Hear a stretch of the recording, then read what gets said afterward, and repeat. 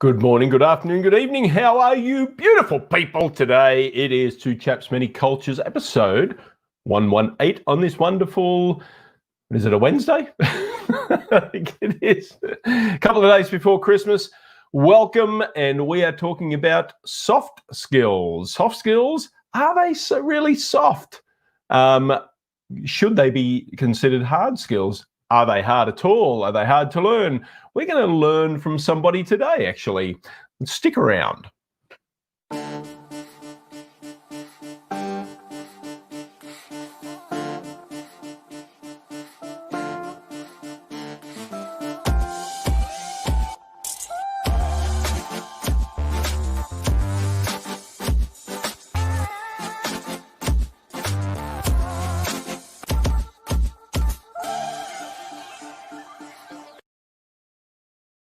Yes, welcome back to the show about the business of culture and the culture of business. Good morning, dear sir. How are you? Good morning, dear sir. Yeah, I'm very well. Trying to get in the winter spirit, the Christmassy spirit. Am I succeeding? I don't know. Yeah. You've gone kind of black and white. Black and white. You're doing the low profile Christmas sweater. I guess my camera's not picking it up. It is blue. All right. Blue. Oh, it's blue. Okay. It's like the colors of my flag. But I'm digressing. No, right. No worries at all. Welcome, everybody. Yes, it is another episode. If you like what you hear, please share it with your friends. Check out our YouTube channel, subscribe, and ding, set the little alarm so that you know when we're going live, which is every day, by the way. Well, every weekday. We're not going to bother you on the weekends, although we might. We should do that, though. Huh, Brett? We should, yeah, why not? Let's just add another couple of days because we don't do this. Yes. We don't have anything else to do. Absolutely. Let's do some more work on building some more skills, right? Soft or hard, right? Well, when we talked about this topic, or when we got ourselves ready for this episode, you know how I have, like, my stomach turns and my toenails crawl when people talk about soft skills. Because that term just gets me wrong every time. It's this, come on, people, they're not soft. Well, we're going to talk about this with somebody who knows a thing or two about this. But before we do that, also, as you subscribe to our channels, as you set the alarm, as you like us, because we're such a likable Two Chaps team, let us know in the comments, where in the world are you today? Where are you tuning in from? Maybe, have you wrapped all your Christmas gifts yet? Oh, man, that reminds me too. All right, I've got something ahead of me today. All right, so type in where in the world you are. Let us know where you're watching us from. And today we have somebody that I have had the pleasure of working with extensively this year. And he's my man to help me bust the myth of skills being soft. Welcome to the Two Chaps studio, Mr. Stephan Hild, straight from München. Servus, Stefan. And we need to unmute him too. That's the quote of the year. You're on mute. Right, there you go. Good morning to the US. Good morning from Munich, Germany. Hello. Well, thanks for having me. We got to show that he's really from Munich. Look at the jacket. See, that's what you call a Dachtenjanker. Even the shirt underneath. Man, that guy's dressed up for us. Awesome. You know that, Christian, don't you? Well, we share a common hometown, or almost. Mm-hmm. See, this guy was born in Munich, I believe, right? You're a true Münchner, right? Yeah. Yes, I am.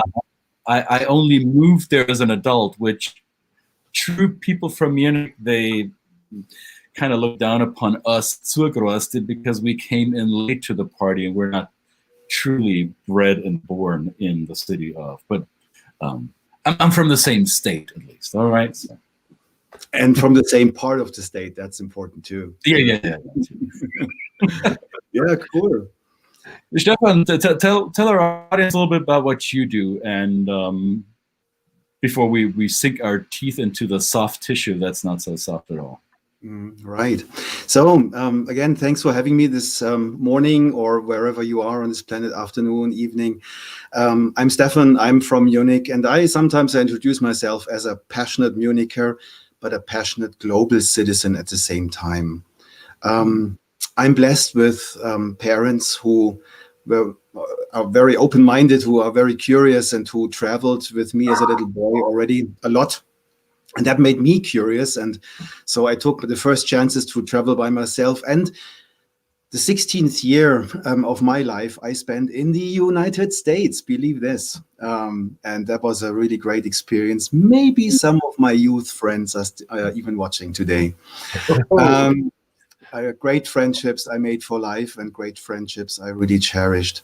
And that international thing that kept accompanying me through my life, through my professional life. And I was always working in companies, always working very internationally, in various parts of the world, with people from various parts of the world. And I always loved that so much. But I always also realized that there is something that makes it a little bit tricky and difficult at times. And I wanted to dig deeper into this topic. So I got myself trained after working in companies for 25 years. I got myself trained as an intercultural trainer and coach and mediator and team coach, and all of this took me a while. And since 5 years, I quit my job in the company, and I do exactly that. I talk with people about culture, and I try to help them tackle their challenges, especially their business challenges that they are facing when working internationally. So that's what I do, Christian. Nice. So that is a good segue, because you told us how you worked in the corporate context for more than 20 years. So what exactly were you doing? What were your quote unquote hard skills in corporate Germany? Yeah, I got 2 degrees, one in business administration and the other one in environmental sciences. And all along, I was sort of in business development, in sales, key account management, and all of this. A lot in the environmental sector. And as you can imagine, environmental projects have a natural tendency of being global somehow. Yeah. So when you, for example, assess the capacity of a wind park in the Inner Mongolia, for example, or a biomass project in the Mato Grosso, then that's always completely international, because all the stakeholders would be from all around the planet. Mato Grosso. Weather is not climate, of course, but that's a famous saying, right? But does the butterfly wings really cause a hurricane the other side of the world? That is the big question, of course, when climate. But that's maybe for another time. I think yeah, let's go into this. Probably, if you get me talking about this topic, then we will miss the other one.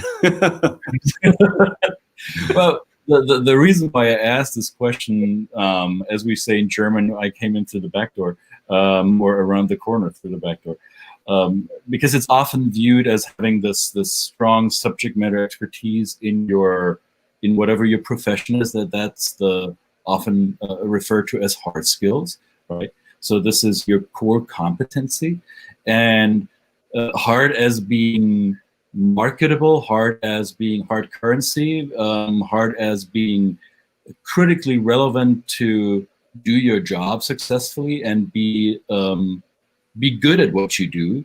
And by naming other skills, soft skills, we put them in a corner or in a basket. Well, that's a nice to have, and maybe if I get around to doing it, perhaps I might potentially consider it, but do I really need it? It's soft. But hard is more important. Soft is for the fuzzy people. And so I think Stephan, Brett, and I are three middle-aged white men. We are the very diverse panel here, tongue-in-cheek, making the claim that those are actually the so-called soft skills are the ones that make the hard skills work, right? So without your ability to efficiently communicate, to relate to others, to inspire them to do something, or to help them correct the course, or whatever it is you're doing in your communicative, quote unquote, soft approach, without that, you won't be able to apply your harder subject matter expertise skills. Absolutely. I mean, picture this like a mathematical equation, and the result will be something like a factor between whatever you bring as what you just described as hard skills, and multiply that with the entire set of soft skills, because otherwise it will not work at the end of the day. And if that is like smaller than one, the result will decrease naturally. So this is a picture that I really like. Now, when we talked about, hey, Stephan, are you coming on the show? What are we going to talk about? You said, well, let's talk about how these so-called soft skills are still viewed as optional or as negligible or often underestimated in a corporate context. So can you share some stories without necessarily naming the company, but if you want to, go ahead. Our lawyers are ready. Where you experienced that a company or a client or maybe an employer really underestimated the ability for efficient communication. Yeah, right. And remember when we discussed, I even mentioned that I assume a certain systematic underestimation of that soft skill topic. And so why would that be? I think there's a handful of reasons. And I think one is very basic. It's probably that people have wrong ideas about what soft skills are all about. Is it, for example, when we, look at intercultural trainings and intercultural competence, is it that we talk about the others? Is it that a trainer explains to an audience how those Americans are, or how those Germans are, or how those Indians are? If that is so, then, well, people might assume, okay, I might as well read a book or maybe a little PDF while I'm flying there, right? And that would be it. Yeah. I believe, or my experience tells me that in intercultural trainings, as a good example for soft skill trainings, we talk a lot more about ourselves. We look into ourselves. We explore our implicit thought patterns. We explore our interpretation of the world and our interpretation of the behavior of the others, because this is way more effective than little lists of properties of anyone around this globe. Yeah. So it may be a misconception of what this is all about. The other thing is also very basic. I think a lot of people have had simply bad experiences with that, because there's still a lot of trainings out there where it's all about do's and don'ts. For example, I'm telling you the 10 most important aspects, what you need to know when to work with the Americans, and that's it. Yeah, and people will find out that the real American that they meet next week, that the person is somewhat different, and it doesn't work. Right? So also this does not really contribute to a higher estimation of the entire topic. Let me give another example for this, not from the intercultural playground. The first time I was taught the thing about active listening. You know what active listening is? Well, I'm curious to hear your definition. I'm not giving you a definition. You can find it out. But when I was taught what active listening is, I thought, is this person trying to make a parrot out of me? You know, simply repeating what the other person said? I feel stupid. I feel awkward, because the person has failed to create the sense. What is it that I really need to do?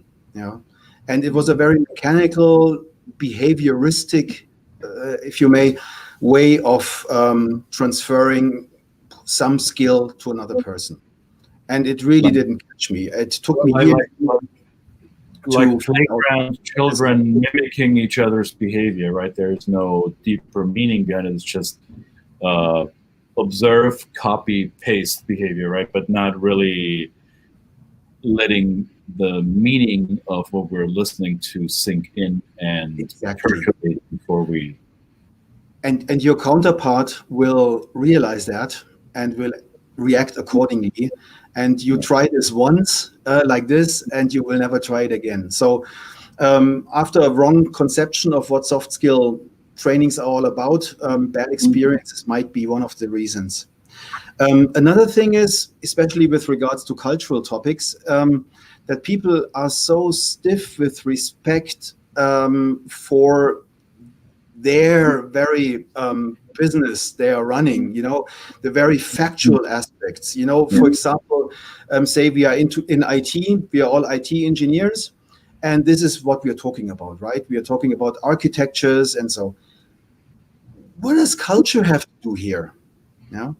And I think this is entirely wrong, because I feel that culture even influences the architecture of IT.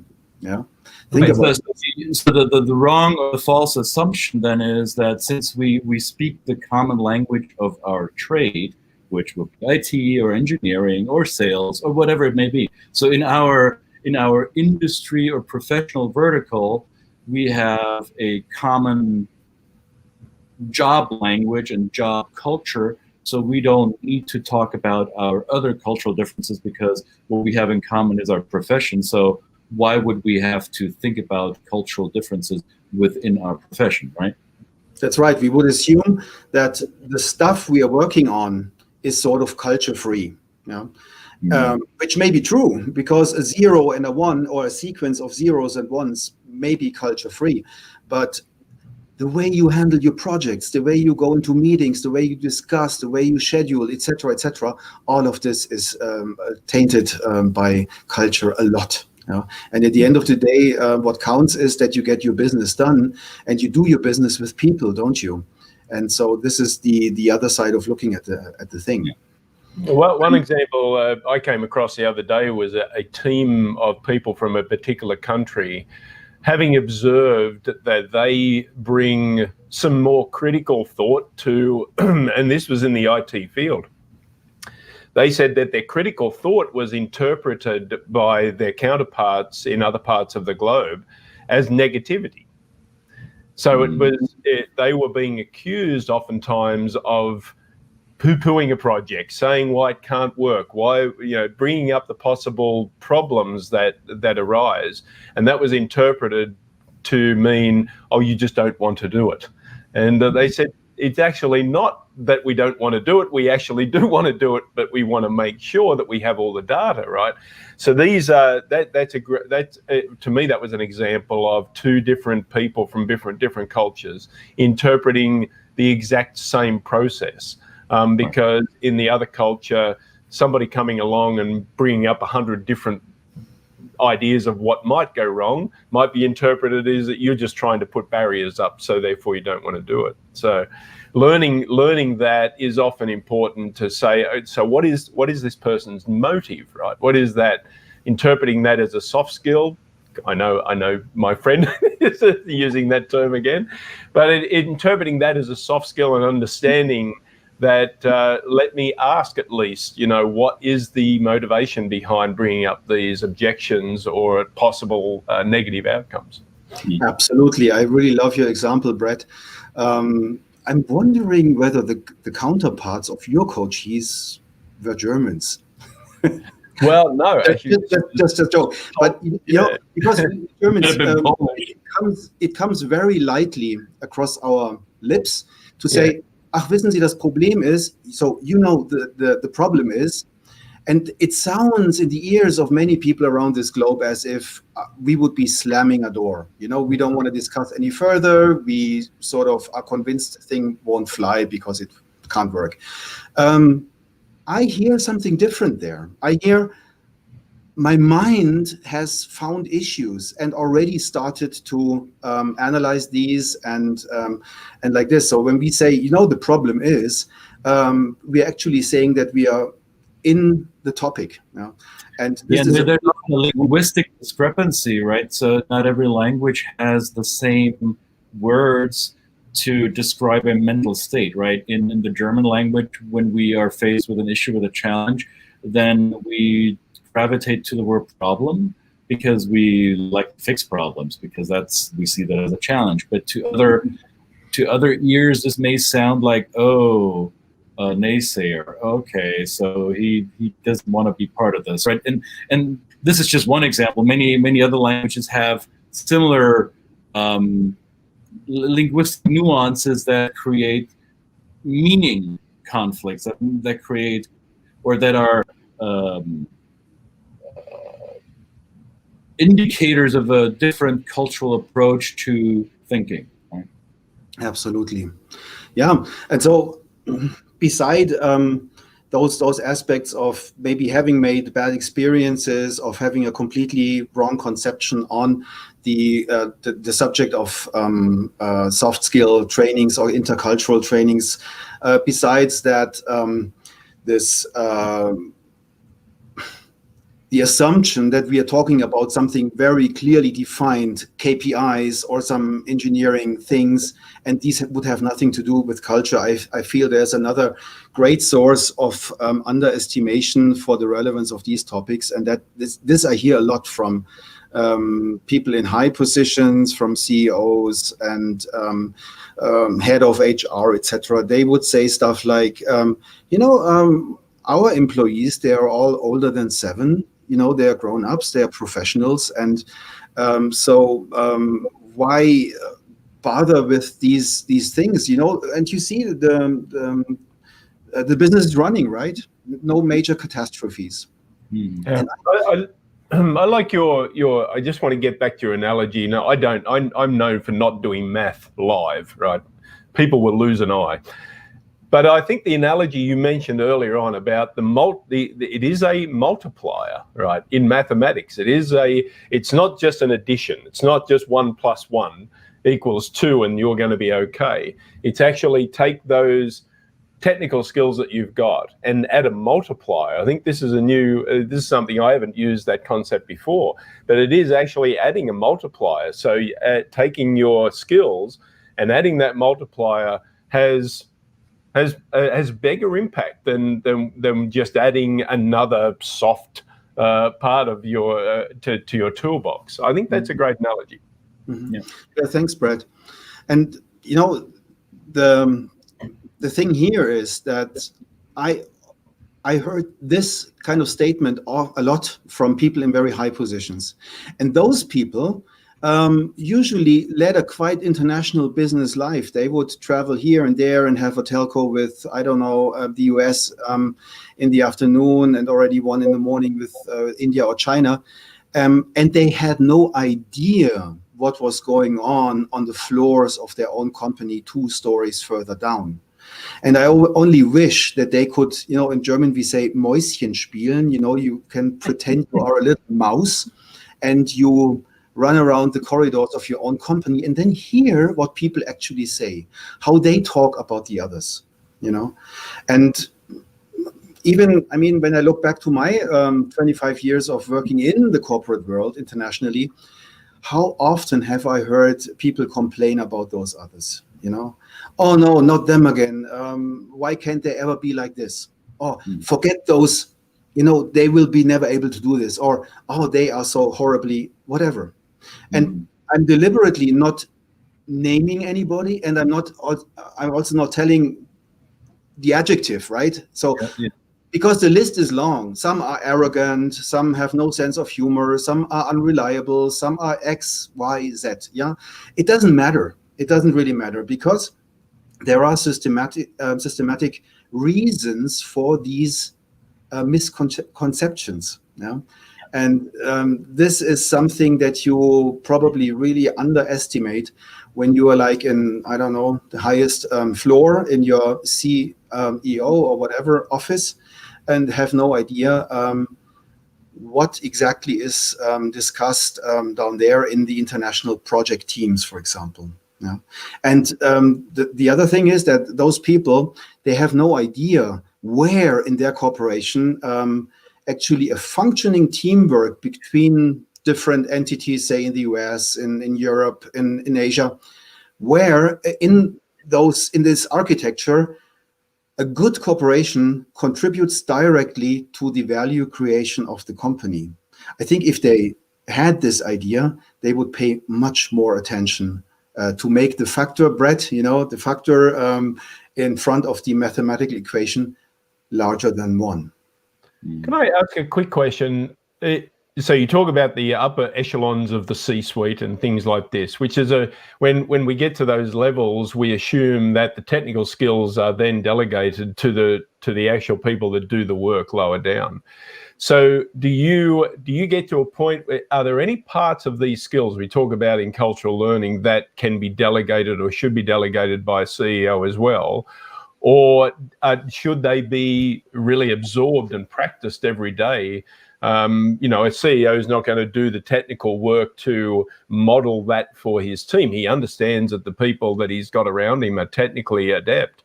But what about these cultural skills? Do you feel that it is more important maybe when you get to those levels to actually model the skills that that it takes to be culturally competent? That's it, Brett. Because those people, of course, they will never hire an intercultural trainer. They won't hire Christian, they won't hire you, they won't hire me. That's for sure. But they can role model, they can frame the whole topic. According to their talk, the people, for example, in the HR department will sort of set the frame of what's being offered in the company. And they have to release the budget, isn't it? I mean, not maybe directly, maybe this goes down a little bit stage-wise. But at the end of the day, the amount of attention that is given to these things, that for a functioning collaborative spirit across the different seats, across the different continents, the budget will determine what's happening and what's not happening. That's for sure. So do we need to find a better word then, if we all agree that soft skills isn't furthering our agenda or is not helping anyone who needs them? I found a few alternatives that I've been using interchangeably. Do we as practitioners in the field do we have to come to an agreement that this is the term that we're going to use? So in our little paragraph to announce this program, we call them global skills, right? So would that be the term? Do we call it something else? What's been your experience, Stephan? Can you repeat? There was a little disturbance when you mentioned the term. Global skills. Global skills. On our little slide here. Is that the word that we're using? Do we use? I don't know. I don't want to put words in your mouth. Maybe we use other terms. I like global skills. On the other hand, my experience is that when you mention global skills to 5 people, there will be 5 different ideas what the guy is talking about. So that might be a bit deceiving. I've heard things like essential skills. I've heard things like really a base skill set for global collaboration. Maybe it needs to be a little bit more complex. But yeah, let's start the search for a good terminology, and maybe our listeners also contribute to this. Already, yes. Christian and Brett, you invited the audience to chat and to communicate with us as well. I think that would be a good thing. Absolutely. Yes. I'm going to throw in another phrase that I've heard and used over the course of the last couple of years: power skills. I've also heard, and I'm not quite sure if I like those, but I heard people skills and human skills. So there's a lot of there's other people have thought about this, and we're not the only ones who are questioning the terminology of soft versus hard. So there's a few suggestions floating around, and as you said, Stephan, it could mean different things to different people, and it may not be inherently clear what these new terms are referring to. While you were talking about the equation, which immediately triggered a positive response with me, I was digging on my computer here for an equation that I created a while ago. So let me bring this into our little. Let me remove the banner here. So I created an equation, and don't ask you to do math, because Brett and I that's not our strength. But I collect a group of skills in the term ICE-Q. That's my personal thing. So I'm combining IQ, your subject matter expertise, your factual knowledge, with CQ, your cultural intelligence, and your EQ, your emotional intelligence. So together, the brain, the mind, the heart, and your global competencies, they together create what I call IceQ, and they are, as you can see, a factor in the equation of your global growth. And this is simply one, albeit oversimplified version of an equation. There are many more factors that we might add to this, but for simplicity reasons and for graphic reasons, I reduced it to those factors. Without having a strong number of IceQ, whatever that may be, we have to talk about this. All of your business opportunities, all of the great deal values that you're hunting for or chasing or actively working on will be subject to a longer learning curve or a higher failure rate, and therefore your global growth will be negatively affected, right? So that's my version of creating an equation and including the skill set that we advocate for, right? I really like this, Christian, because right in a very prominent spot on that equation, I saw a brain and a world and a heart. Mm-hmm. And I believe that one of the reasons for the systematic underestimation of soft skills is that we underestimate how emotional we are, irrespective of the fact how old we are, how well paid we are, how experienced, how well trained we are, etc., etc. And this has to do with our brains, as you showed beautifully in that image. Because, our brain is wired, by the way, the most of our neuron connections in our brain are established while we grow up. And where do we grow up? In the cradle of our own culture, isn't it? So mind this. Anyway, our brain is wired, and our brain has certain capacities. Anyone who has read the book Thinking Fast and Slow of Daniel Kahneman will know that we don't analyze what's going on around us only through our cognitive mind, which is right here behind our forehead, right in the cortex. In the same way that we, for example, solve complex problems, in the way we solve mathematical equations. No, a lot of processing of what's coming into us through our eyes and ears or through our email inbox is processed with our intuitive mind, a very central part. It's called the limbic system. And this intuitive mind is directly connected with our emotions. And people usually don't really like that thought because they like to believe that they are so professional, so experienced, so grown up, etc. And why would their interpretation of what's going on be tainted by emotions? Let me tell you, it is. Mm. It is. And I mean, if you react strongly to an email you get from somewhere and react directly, the damage you may make may be significant. And this is for me exactly the secret behind our topic today. Yeah, that's interesting because some cultures we teach are low on the emotional scale, expressiveness, for example, and sometimes that's interpreted as maybe aloofness, maybe I don't care. I don't care about this enough to show my emotion around it. Well, other cultures are it's taught that you express your emotion, you express your passion through physical or vocal emotions. But you're right. What's going on behind what might be a low emotional facade is still that same limbic system taking over and interpreting or influencing the way people respond. Yeah. Yeah. Basically, Christian. No, go ahead. Basically, it's our intuition. And actually, intuition is something marvelous. It's an amazing thing. Our intuition helps us a lot to navigate through life with ease.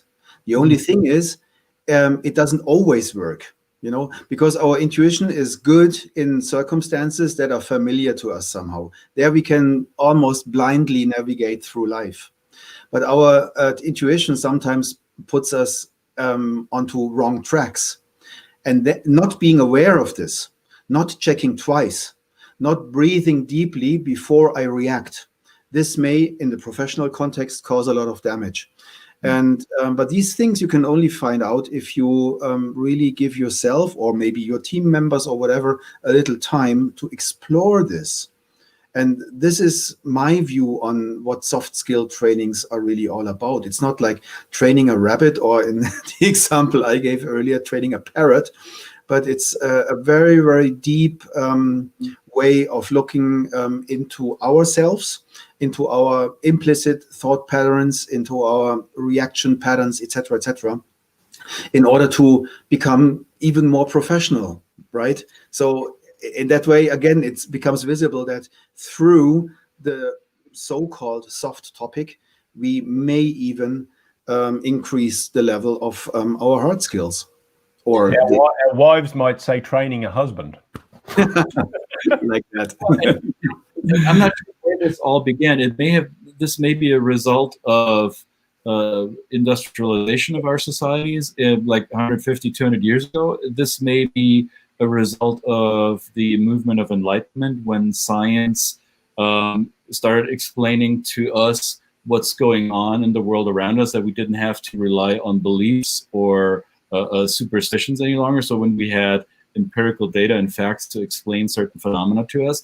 So we as humans across the world, in many cultures, we want to, as you said, Stephan, we want to be in control. We believe that our conscious mind is controlling our environment to whatever degree. And there are varying degrees in many cultures, but overall, we're humans. We created the world around us. I just read last week or 2 weeks ago that every structure, all the matter that humans created on this planet, every building, everything we built that's human-made, the mass of that is bigger than the rest of the mass found on this planet, right? So we are shaping this planet for better or worse. So we are in control of our environment with our conscious mind. However, then our educational system reflects that. We are trained to use our conscious mind. We have excellent cognitive skills. But what we're not trained in is trusting our intuition and following the emotional side of our being, which has been with us for thousands of years, as long as we have been Homo sapiens sapiens, right? So, and even before that. So in a way, we could say that the quote-unquote soft skills are our ancient skills that we buried somewhere under the cognitive veil of world domination. I don't know, I'm being a little bit exaggerated here, but I think we've lost something of our humanity by focusing solely on what our brains can accomplish. Makes a lot of sense to me. So, and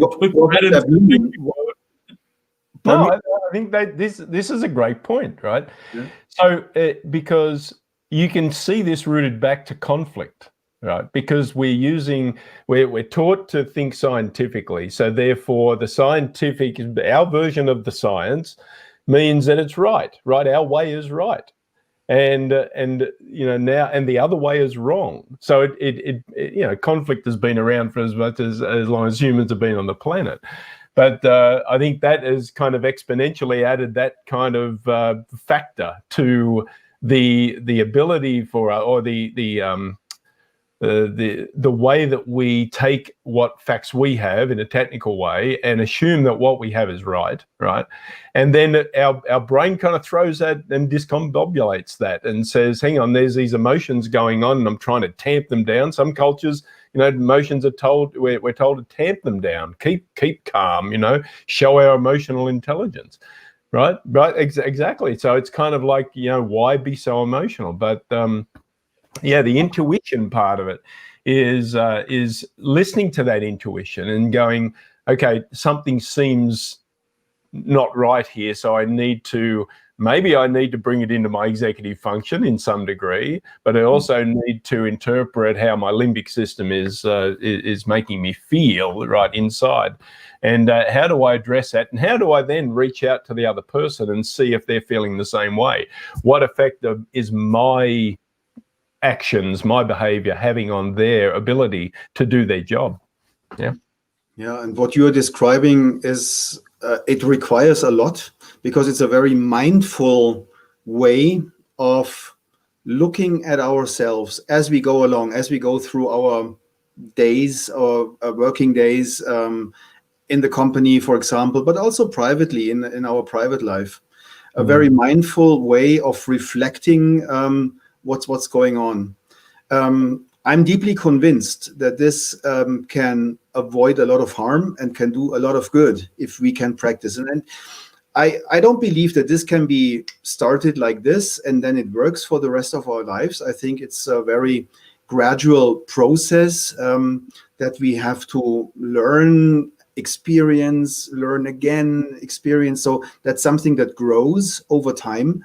But I believe that at some point, the seed must be, how do you say, sown or planted or whatever. At some point you have to start. At some point you have to start looking a little bit more consciously on what's going on.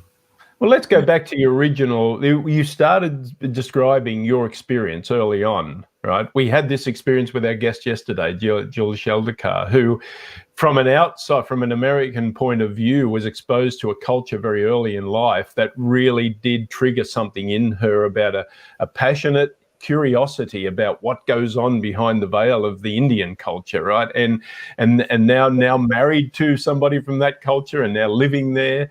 So this is kind of, we call maybe a travel bug, that's the physical action of traveling, but also the emotional and let's call it the spiritual, let's call it the whatever level. Those things can affect us as much. It's like when people practice and have the exposure to working with different people from different cultures, this is building on top of one another. Again, using that kind of idea of factoring and multiplying through I wish that experience only could do the job.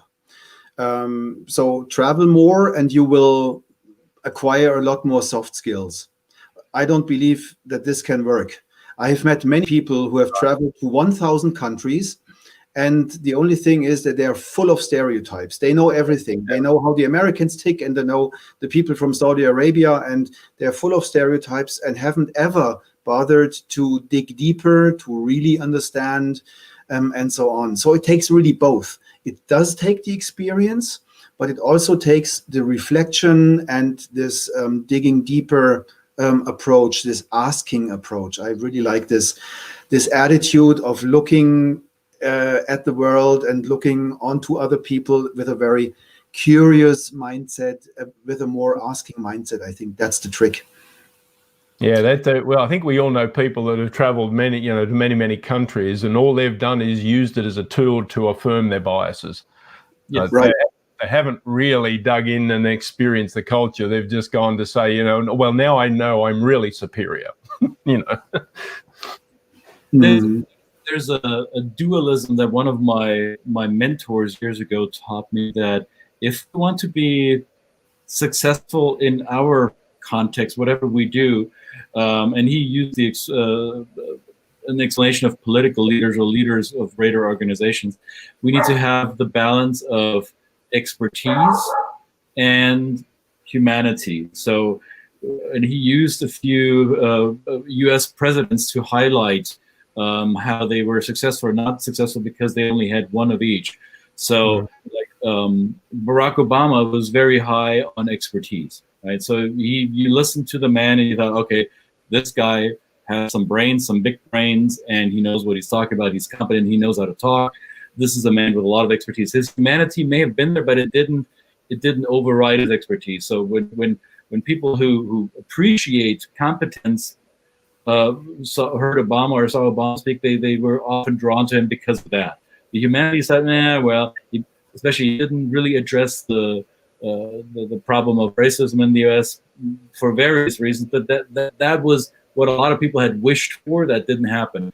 And then you look at the outgoing current president, who is, well, the opinions are split wide and far, but I think most people would agree that his expertise may not be his strongest suit, right? I'm talking about the president is going to be in office for only 28 more days. I'm counting down, if you haven't noticed. But his humanity, his ability to connect with a certain part of the populace, a big part of the populace, is incredibly high. That's what made him so successful, right? So we need to have both in a good balance. We need to have our conscious mind, our intelligence, our human art skill, in balance with our humanity side, with our heart, with our intuition, with our, all right then, soft skills for this episode. But we want to find both, and I think for me it has been a journey of discovery while I'm maturing in age.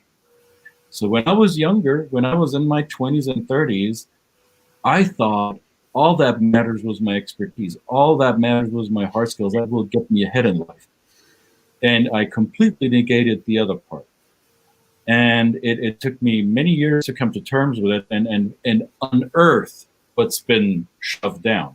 And I'm just one example out of, I don't know, 8 billion around the world. But I'm curious if this is a male thing, if this is a thing of my German heritage, of my socioeconomic context. I don't really know.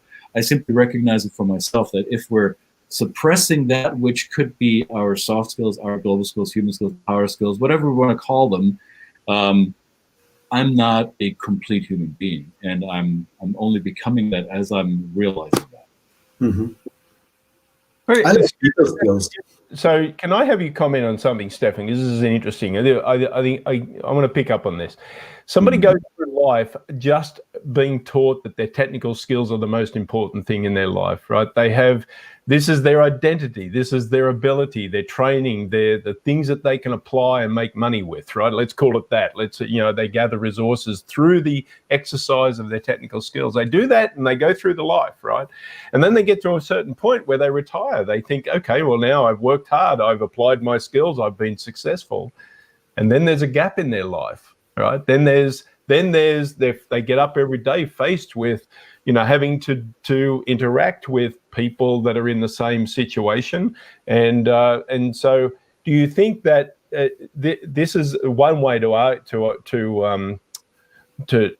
I guess sell the idea of being emotionally intelligent, is look forward to the point where you don't actually practice your technical skills every day?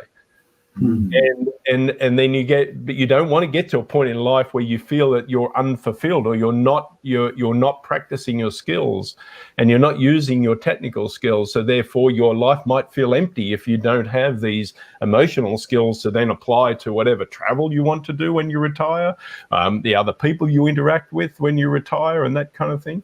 I don't know. Well, maybe it's a bigger conversation. I'm just kind of processing. There's a lot of things kind of, my small brain is trying to turn over here. But I don't know. Do you think that's a way of trying to sell this, Stephan? At the end of the day, allowing people to sit down, learn something, to reflect something, it always costs money.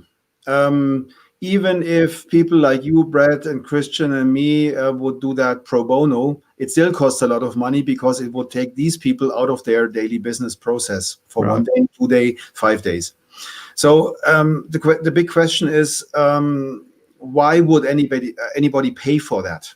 It is something that I would wish for anybody, having a chance to really, in a very relaxed way, learn more about ourselves, learn more about the others, learn to communicate, all of this. That would be beautiful. But I don't really see the case for all of these people, and especially the people where I understood that you talk about. They might be able to go through life without any problem, simply focusing on their technical skills. They didn't need to negotiate anything with anybody, because their expert role was simply enough. And you're right, those would probably face some issues once they are retired.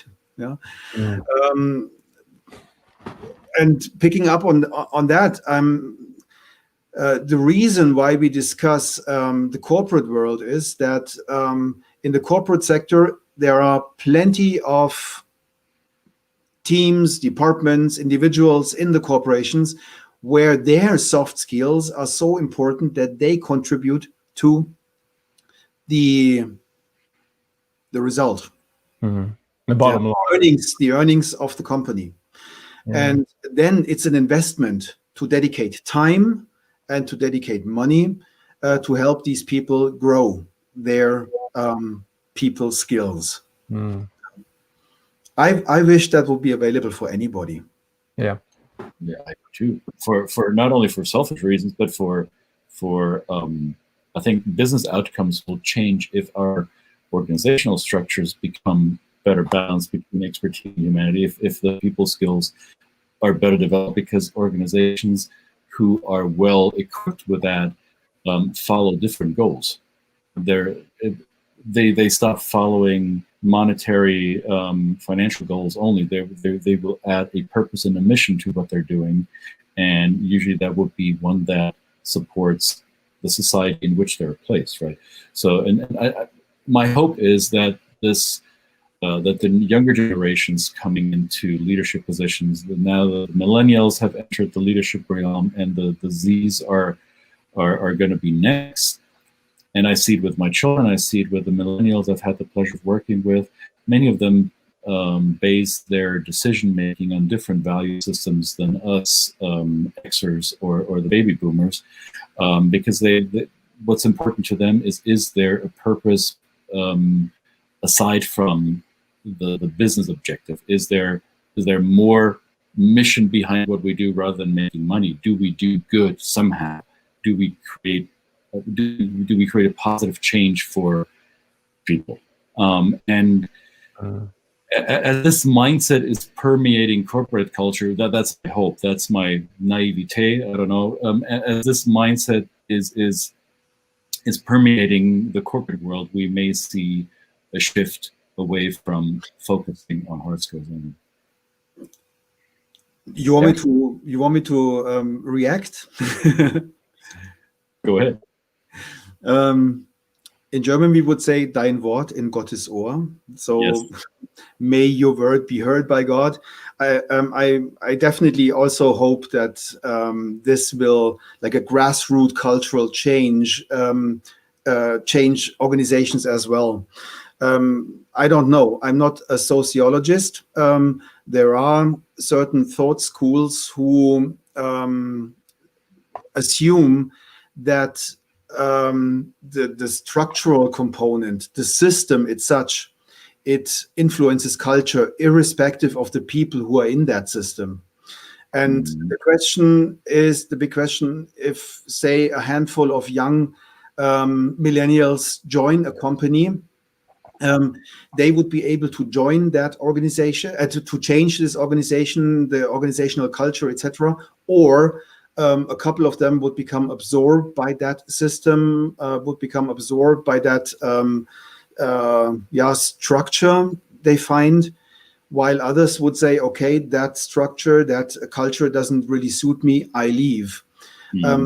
This is something I couldn't really answer, but I share your optimism with regards to the values and the outlook on life of that young generation. Absolutely. I'm going to out myself here as a Star Trek fan but some may be familiar with Star Trek Next Generation, when there is a species that enters the storyline. They're called the Borg, and they assimilate everything around them, and resistance is futile. Let's hope that the corporate world is not the Borgs, that our humanity still has the power to override the corporates. But we're totally digressing. Well, not totally, but we're digressing a little bit. My hope for this outgoing year and for 2021 is that the systematic underestimation of the skills that we're talking here about will slowly fade away, and that a lot of people will have learned through this challenging year that our humanity is what keeps us alive. Our humanity, our people skills, soft skills, global skills, human skills, power skills are the skills that keep a society together, that help us facilitate change, and that we will use our subject matter expertise for good based on our intuition, based on our humanity. That will be my wish for the next year. Now, I got you speechless again. There's nothing more to be said. Where can I sign? Yeah. All right, guys. This was lovely. I love these kind of conversations. Three middle-aged white men wearing glasses, having facial hair. This is such a diverse crowd. We should do this again. I do think I should have worn my glasses like Stephan. It's very, very close with the glasses here. Yeah, so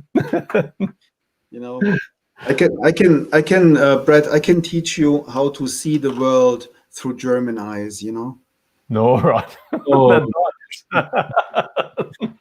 We have ways to make you see it's a German way. I thought they're supposed to be rose-colored glasses. They're not rose-colored glasses. No. You will see through the darkness of the black bar on the top of it. Very good. This is great. Thank you very much, Stephan. This has been fun. Great conversation, worthy of more, but unfortunately we're out of time. Thank you, everybody, for joining. Please add your comments, and tell us your version of what the definition of, or an alternative version of, soft skills is for you. We'd love to hear. Yeah. Excellent. Thank you, guys. It was a pleasure. Have a wonderful holiday season, Stephan. Thanks for joining us. Keep muning weird, and we'll see you all again tomorrow. Ciao for now. Ciao. Schöne Weihnachten. Happy Christmas. Bye. Bye.